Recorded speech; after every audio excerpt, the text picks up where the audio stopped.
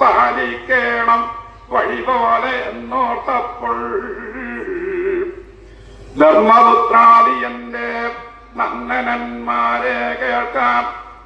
നിർമ്മലന്മാരാം നിങ്ങൾ ഒന്നുണ്ട് എന്താതിപ്പോൾ.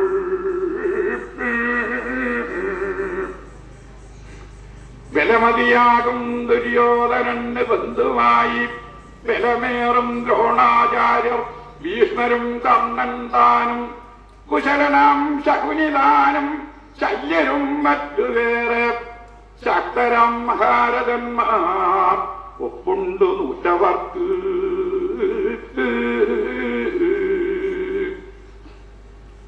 അല്ലയോ പൗത്രന്മാരെ, ആ ദുഷ്ടന്മാരായിട്ടുള്ള ദുര്യോധനാദികളെ എന്തു തന്നെയായാലും ഒരു യുദ്ധം അനിവാര്യമാണ്. അങ്ങനെ യുദ്ധം അനിവാര്യമായി വന്നാൽ അവരെ തോൽപ്പിക്കാൻ പ്രയാസമാണ്. അർജുനൻ വിലാളി വീരനെങ്കിലും ആ ദുര്യോധനാദികളെ ജയിക്കാൻ വേണ്ടിയിട്ട് ഇതൊന്നും പോരാ. ശക്തന്മാരായിട്ടുള്ള ദ്രോണാചാര്യര്, ഭീഷ്മൻ, ശല്യൻ, കർണൻ, ദ്രോണാചാര്യര് ഇങ്ങനെയുള്ളതായ മഹാരഥന്മാര് അവരുടെ പക്ഷത്തുണ്ട്. അതുകൊണ്ട് അവരെ ജയിക്കണമെങ്കിൽ ഏറ്റവും ശക്തിമത്തായിട്ടുള്ള പാശുപതാസ്ത്രത്തെ അർജുനൻ തപസ് ചെയ്തിട്ട് ഭഗവാൻ ശ്രീപരമേശ്വരനോട് പാശുപതാസ്ത്രം വരം വാങ്ങണം എന്ന് തന്റെ പൗത്രന്മാരോട് വ്യാസമഹർഷി അരുളി ചെയ്തു. അങ്ങനെ ഭക്തനായിട്ടുള്ള അർജുനൻ തന്റെ സഹോദരന്മാരോടും മാതാവോടും ഭാര്യയോടൊക്കെ അനുവാദം വാങ്ങിയിട്ട് ശ്രീ പരമേശ്വരനെ തപസ് ചെയ്യാനായിട്ട് പുറപ്പെടുകയാണ്. മാതാവും മാന്യന്മാരഗ്രജന്മാരോടും അനുജന്മാരോടും യാത്ര ചൊല്ലി തൻവാങ്ങി മണി ഭാര്യയോടും അനുവാദം വാങ്ങിമല്ലേ മുതാ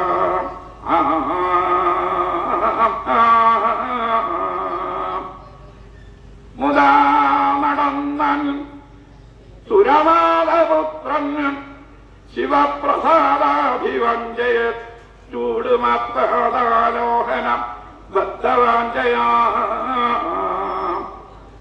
തഥാ കടന്നുന്നത ശൈലശൃംഗമാം നദീമുഖാരണ്യമഹീരുഹങ്ങളും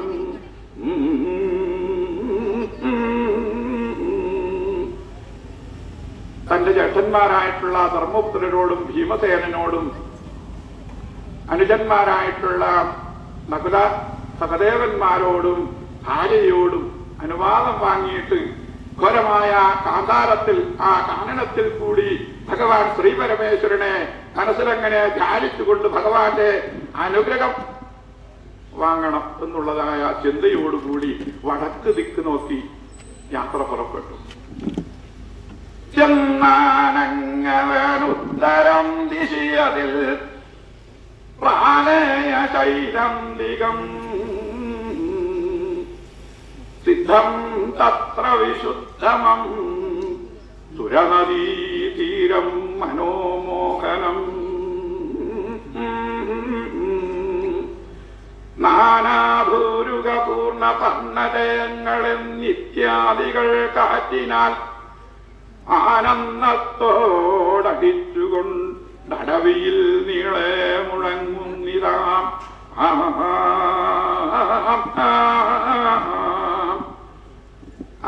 ഭക്തനായിട്ടുള്ള അർജുനൻ ഉത്തരദിശി നോക്കിയിട്ട്, അതായത് ഹിമവൽ പർവ്വതത്തിന്റെ പാർശ്വത്തിൽ ചെന്നിട്ട് അതിമനോഹരമായിട്ടുള്ള ആ ഗംഗാനദിയുടെ തീരത്ത് പർണജങ്ങളെ കൊണ്ട് ലതാവൃതാനികളൊക്കെയും കാറ്റിൽ കൂടിയടിച്ച് മനോഹരമായ ശബ്ദഘോഷങ്ങളും പക്ഷികളുടെ കളകൂജനങ്ങളും എന്നു വേണ്ട മനോഹരമായിട്ടുള്ള ആ ഗംഗാതീരത്ത് എത്തിച്ചെന്നു. അർജുനൻ ആ പ്രദേശമൊക്കെയും വീക്ഷിച്ച് ഇത് ശാന്തമായ ആ കണ്ണിന് ഇമ്പം ഉണ്ടാക്കുന്നതായ ഈ പ്രദേശത്ത് ഭഗവാനെ ധ്യാനിച്ച് മറ്റൊരു അല്ലലും കൂടാതെ മനസ്സിൽ മറ്റൊരു ചിന്തയും കൂടാതെ തപസ് ചെയ്യാൻ പറ്റിയ സ്ഥലം എന്ന് കരുതി അർജുനൻ ഘോരമായ തപസ്സനുഷ്ഠിക്കാൻ തുടങ്ങി. ഹിമഗിരിമകവന്റെ കാന്തനെ ചിന്ത ചെയ്തങ്ങൊരു പാദമവനിൽ ഊന്നി നിന്നാദിനാദം ഹര ഹര ശിവശംഭോ എന്ന മന്ത്രം ജപിച്ചു സുരപതി സുതനം ഫൽഗുനൻ പാണ്ഡുപുത്രൻ. ഭഗവാൻ ശ്രീ പരമേശ്വരനെ ആ പഞ്ചാക്ഷരി മന്ത്രം ഓം നമഃശിവായ എന്ന പഞ്ചാക്ഷരി മന്ത്രം ഉരുക്കഴിച്ചുകൊണ്ട് ആദ്യകാലത്ത് ജലപാനം ചെയ്തും ഉണങ്ങിയ പത്രങ്ങളെ കഴിച്ചും ഒക്കെ തപസ് തുടങ്ങി. പിന്നീട് ഘോരമായ തപസ്. ആ വേനൽക്കാലത്ത് പഞ്ചാഗ്നി മധ്യത്തിൽ നിന്നിട്ടും തണുപ്പ് കാലത്ത് ജലത്തിൽ മുങ്ങിക്കിടന്നും ഘോരമായ തപസ്സനുഷ്ഠിച്ച് അവസാനം തന്റെ വലത്തെ കാലിന്റെ പെരുവിരല് ഊന്നി നിന്നുകൊണ്ട് ഓം നമഃശിവായ മറ്റൊരു ചിന്തയും കൂടാതെ ഭഗവാനെ മാത്രം മനസ്സിലങ്ങനെ ധ്യാനിച്ചുകൊണ്ട് ഘോരമായ തപസ്സനുഷ്ഠിക്കാൻ തുടങ്ങി അർജുനൻ. അരിവരനികരത്തെ ഒക്കവേ സംഹരിപ്പാൻ ഉദകിയ ശരമെന്നിൽ നൽകണം നീലകണ്ഠ നിടിലനയനമധ്യേ ചെങ്കനൽ തൂകിമേവും പുരഹര ഭഗവാനെ ശങ്കരാചാരുമൂർത്തേ. അല്ലയോ ഭഗവാനെ, ശത്രു സംഹാരാർത്ഥമായിട്ടുള്ള ആ ദിവ്യാസ്ത്രം പാശുപതാസ്ത്രം എനിക്ക് പ്രദാനം ചെയ്യണം ഭഗവാനെ എന്ന് പ്രാർത്ഥിച്ചുകൊണ്ട് മറ്റൊരു ചിന്തയും കൂടാതെ ആ ഘോരമായ തപസ്സനുഷ്ഠിക്കാൻ തുടങ്ങി അർജുനൻ. ഈ അർജുനന്റെ തപോ അഗ്നി ദേവലോകത്തേക്ക് ചെന്ന് ദേവന്മാർക്ക് അവിടെ നിൽക്കാൻ പറ്റാത്ത അവസ്ഥയായി. ആ ദേവേന്ദ്രൻ ഈ അർജുനന്റെ തപസ് കണ്ടു. തന്റെ മകനാണെങ്കിൽ പോലും ഇവൻ ക്ഷിപ്രപ്രസാദിയായിട്ടുള്ള ഭഗവാനോട് അല്ലയോ ഭഗവാനെ എനക്ക് ദേവലോകം പ്രദാനം ചെയ്യണം എന്നെങ്ങാൻ ഈ അർജുനൻ പറഞ്ഞു പോയാൽ എന്റെ സ്ഥാനമൊക്കെ നഷ്ടപ്പെട്ടിട്ടിങ്ങനെ ഞാൻ വനവാസം ചെയ്യേണ്ടി വരും. അതുകൊണ്ട് ഇവൻ തന്റെ പുത്രനാണെങ്കിലും പോലും ഇവന്റെ തപസ് മുടക്കുന്നതാണ് നല്ലത് എന്നൊക്കെ ചിന്തിച്ചിട്ട് ചിത്തം പാണ്ഡവവര്യനായ വിജയൻ ചിത്തം ലയിച്ചങ്ങിനെ ഉൾത്താപത്തോടു ചെയ്തിടുന്ന തപമൻ ആലോക്യത ദേവാധിപൻ പെട്ടെന്നങ്ങിത നിർത്തിടായിൽ അമരാധീശനാവിനുടെ സ്ഥാനവും നഷ്ടപ്പെട്ടു വലഞ്ഞു പോകും ഇവനം ഓർത്തങ്ങു ചെന്നപ്പോഴേ.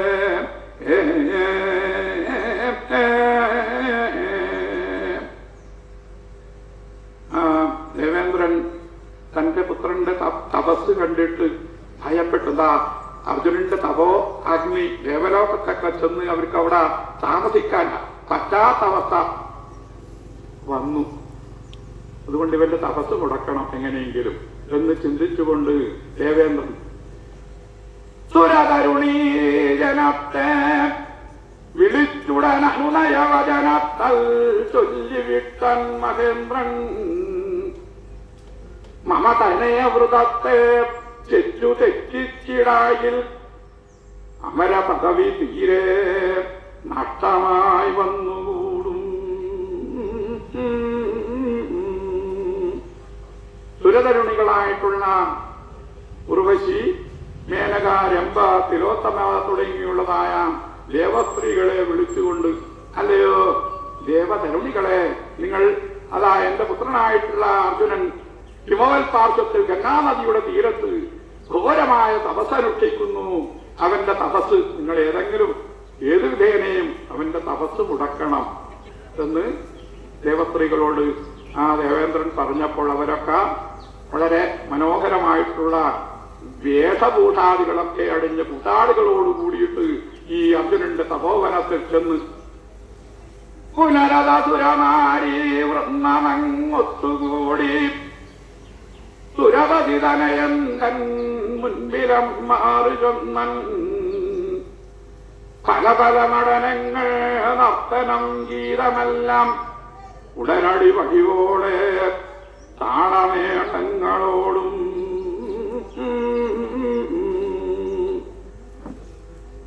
മനോഹരമായിട്ടുള്ള സംഗീതം കൊണ്ടും നർത്തനങ്ങൾ കൊണ്ടും താളമേളങ്ങൾ കൊണ്ടും ആ അർജുനന്റെ തപസ് മുടക്കാൻ വേണ്ടിയിട്ട് അവന്റെ മനസ്സിളക്കാൻ വേണ്ടിയിട്ട് ദേവസ്ത്രീകൾ പഠിച്ച പണി 18 കയറ്റാൻ തുടങ്ങി.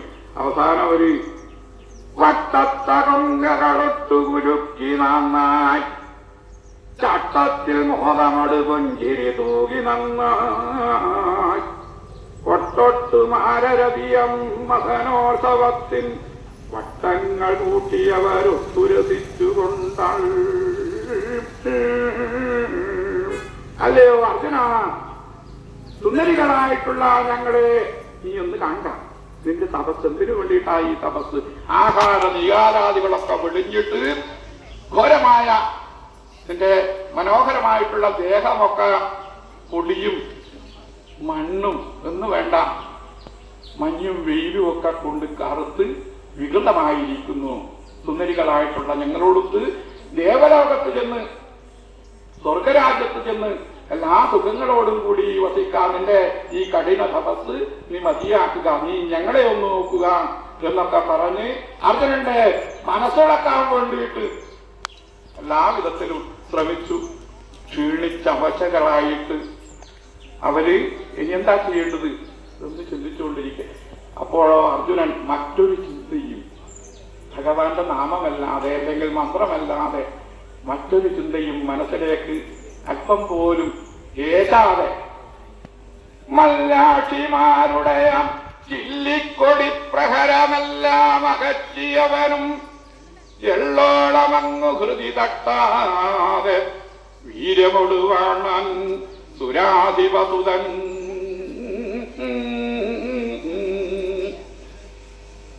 മലകളിളകിലും മഹാജനാനാം മനമിളക.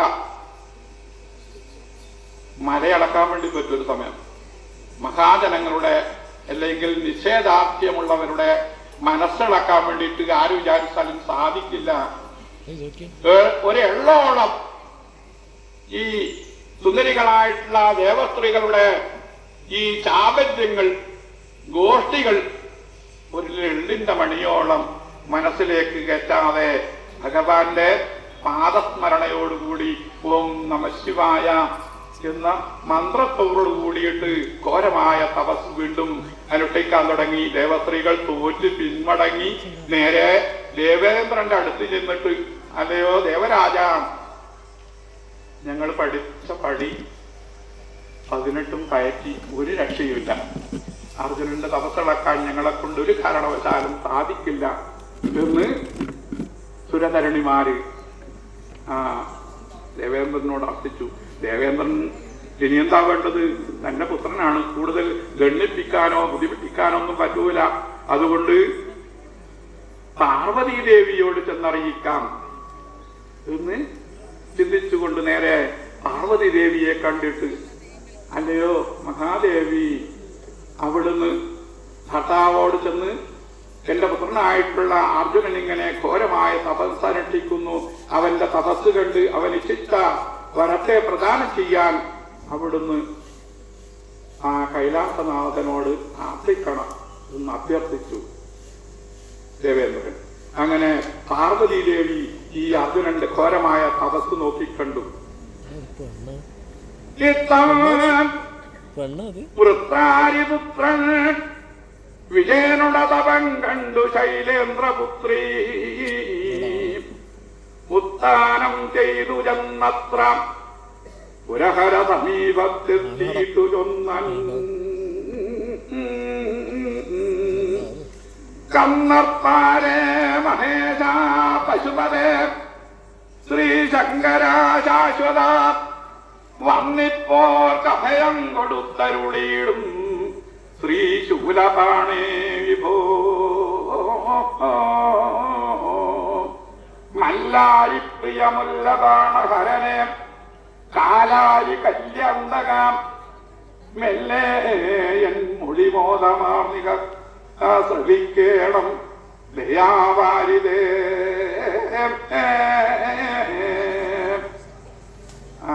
പാർവതീദേവി തന്റെ പ്രിയ ഭർത്താവായിട്ടുള്ള പരമേശ്വരന്റെ അടുത്ത് ചെന്നിട്ട് വളരെ വിനയത്തോടും ഭക്തിയോടും കൂടി, അല്ലയോ കാലാന്തക, ആ കാമാന്തക, ഭക്തന്മാർക്ക് ഇഷ്ടവരത്തെ പ്രദാനം ചെയ്യുന്നവനെ അവിടുന്ന് എന്റെ വാക്കൊന്ന് കേൾക്കുക. കാര്യം നേടാൻ വേണ്ടിയിട്ട് ഭാര്യമാര് ഇങ്ങനൊക്കെ ഭർത്താക്കന്മാരുടെ അരികെ ചെന്ന് വളരെ മയത്തോടെ ശൃംഗാരഭാവത്തോടു കൂടിയൊക്കെ അഭ്യർത്ഥിക്കും. ഭഗവാൻ കാര്യങ്ങളൊക്കെ അറിയുന്നുണ്ടല്ലോ, ഭഗവാൻ അറിയാത്ത കാര്യമൊന്നുമില്ലല്ലോ. അതുകൊണ്ട് പാർവതീദേവിയോട്, ആ പാർവതീദേവിയുടെ വാക്ക് മനസ്സിലിങ്ങനെ ചിരിച്ചുകൊണ്ട് ഭഗവാൻ കേൾക്കുകയാണ്. പുറത്താരാതിസുതൻ തനഞ്ഞേനിതാ നിന്നെ കുറിച്ചേറ്റവും ആത്തൽ പൂണ്ടു തപസ്സു ചെയ്തവശനായി വാഴുന്നു ഖേദാന്യുതം.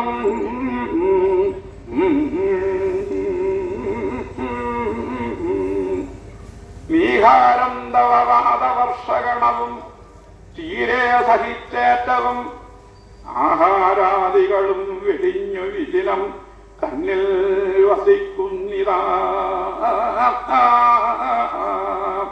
അല്ലയോ പ്രാണനാഥ, ഇന്ദ്രപുത്രനായിട്ടുള്ള അർജുനൻ ഗംഗാനദീ തീരത്ത് ഘോരമായ തപസ്സനുഷ്ഠിച്ച് അനേക വർഷമായി ഇങ്ങനെ കഷ്ടപ്പെടുന്നു.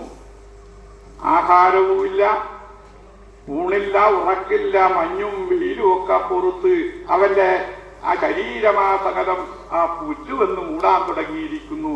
ഇങ്ങനെയാൽ ആയാൽ ഭഗവാനെ അവന്റെ നിര്യാണം, മരണം സംഭവിക്കും. അതുകൊണ്ട് ഭഗവാൻ ആ ഭക്തന്റെ, നമ്മുടെ ഭക്തനായിട്ടുള്ള അർജുനന്റെ തപസ് കണ്ടിട്ട് അവന് ഇഷ്ടവരം പ്രസാദം ചെയ്യണം ഭഗവാനെ എന്ന് വിനയത്തോടുകൂടി പാർവതീദേവി തന്റെ പ്രിയ ഭർത്താവായിട്ടുള്ള പരമേശ്വരനോട് അർത്ഥിച്ചു.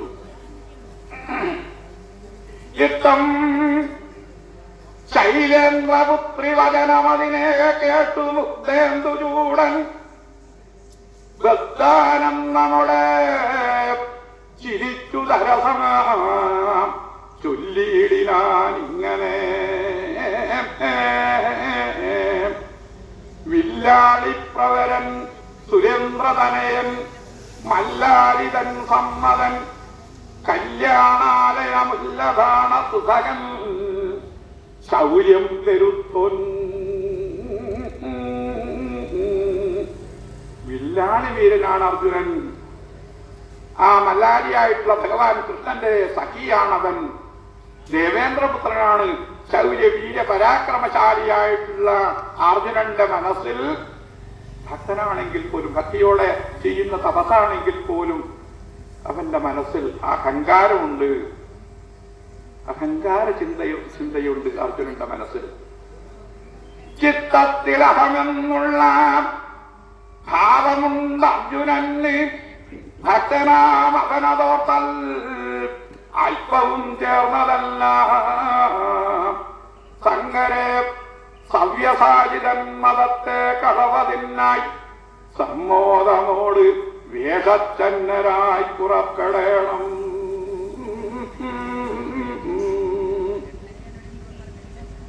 അർജുനന്റെ മനസ്സിൽ അഹങ്കാര ബുദ്ധിയാണ്. വില്ലാളി വീരനാണ് താൻ. ശക്തനായിട്ടുള്ള അസ്ത്രവിദ്യയിൽ പ്രാവീണ്യം നേടിയിട്ടുള്ളതായ ദ്രോണാചാര്യരുടെ പ്രിയ ശിഷ്യനാണ് താൻ. എന്നെ അസ്ത്രാഭ്യാസത്തിൽ, അസ്ത്രവിദ്യയിൽ തോൽപ്പിക്കാൻ ആരും തന്നെ ഇല്ല. ചിലർക്കൊക്കെ അങ്ങനെയാണല്ലേ, എന്തെങ്കിലും ലഭിക്കുകയാണെങ്കിൽ എന്നെക്കാളും മേലെ മറ്റൊരാളില്ല, ഞാൻ തന്നെയാണ് വലിയ ആള്. അത് മനുഷ്യന്മാരായാലും അങ്ങനെയൊക്കെ തന്നെയാണ്.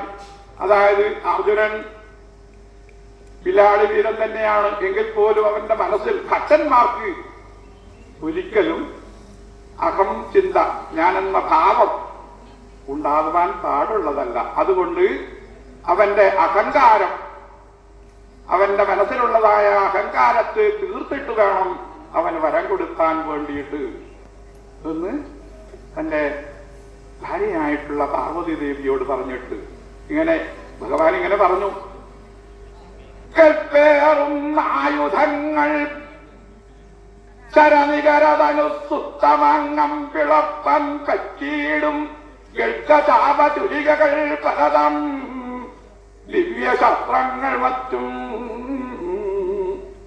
യുദ്ധം കൈക്കൊണ്ടു വേഗാൽ അപരദിനമുഷസീ ചെന്നെത്തിടേണം. ഒട്ടേറെ ഭൂതജാലങ്ങളും കരിവാരങ്ങളും ചെന്നിടേണം.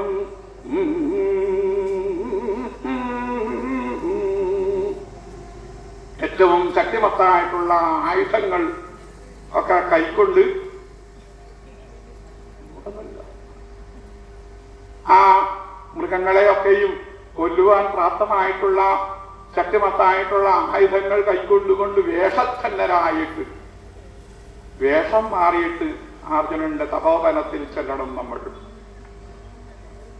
അങ്ങനെ ശ്രീ പരമേശ്വരൻ അടുത്ത നാൾ തന്നെ അപരദിനം തന്നെ നമുക്ക് അങ്ങോട്ട് പോകണം, വേഷച്ഛന്നരായിട്ട് പോകണം എന്ന് തന്റെ ഭാര്യയായിട്ടുള്ള പാർവതി ദേവിയോട് പറയുകയും അപ്പോൾ തന്നെ ശ്രീ പരമേശ്വരൻ പിറ്റേ ദിവസം കാട്ടാള രൂപധാരിയായിട്ട് മാറി. ദക്ഷിണേനേവും നാഥൻ പക്ഷത്തെ അറിഞ്ഞ നേരം ദക്ഷാരി സുദൈവപ്പോൾ ഒപ്പുള്ള കിരാതയായ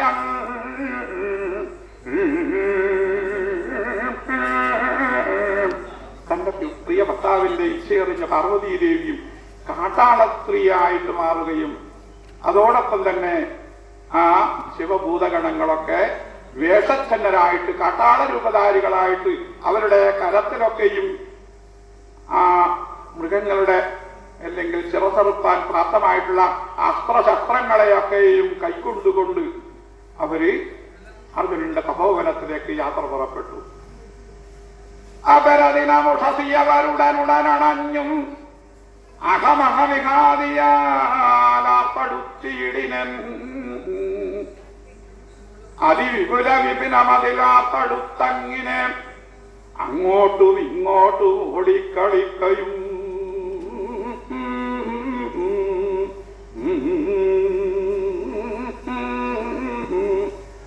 പിറ്റേ ദിവസം രാവിലെ തന്നെ അവരുടെ കയ്യിൽ ഓരോരോ ആയുധങ്ങളൊക്കെ ധരിച്ചുകൊണ്ട് അഹമഹം ഞാൻ മുൻപിൽ ഞാൻ മുമ്പിൽ എന്ന് പറഞ്ഞുകൊണ്ട് അങ്ങനെ ആ ഘോരവനത്തിൽ അങ്ങോട്ടും ഇങ്ങോട്ടും ആ തലച്ചുകൊണ്ട് ആ കാനനാന്തരീക്ഷം മുഖരിതമാക്കി ആ ഭൂതഗണങ്ങൾ അങ്ങനെ മുഖരിതമാക്കി.